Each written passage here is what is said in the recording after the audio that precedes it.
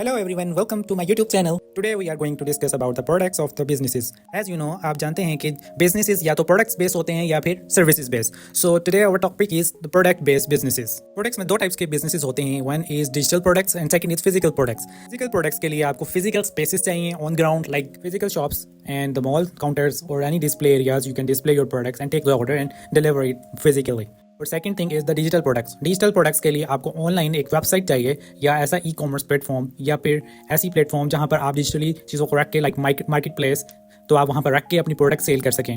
आप प्रोडक्ट में कहीं पर भी रख के सेल कर सकते हैं. सिर्फ आपको रिक्वायर्ड होता है एक अच्छा सेलमैन और अच्छी प्लेस जहाँ पर आप प्रोडक्ट रख के सेल कर सकें. इसके अलावा और कोई ज़्यादा इसमें हर्डल्स नहीं होती लाइक पीपल मैनेजमेंट या something like that. No extra management system required in this case. Secondly, जो सर्विसेज होती हैं उसमें आपको people management, skill management, quality management ये सब चाहिए होता है. लेकिन जो सबसे बेस्ट होता है, जो इजी बिजनेस होता है, वो होता है प्रोडक्ट्स का.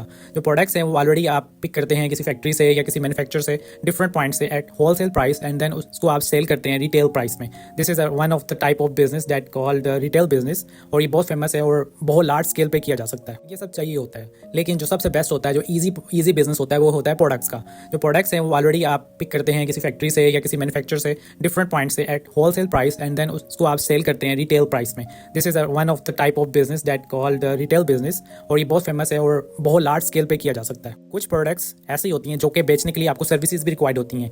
Normally it's called the hybrid model of the product and services combined. अगर तो आप हाइब्रिड मॉडल पे जा रहे हैं तो आपको मैन पावर भी रिक्वायर्ड होगी जो कि स्किल्ड हो, एंड सेकेंडली आपको प्रोडक्ट भी रिक्वायर्ड होगी और प्लेस ऑफ सेल भी रिक्वायर्ड होगी.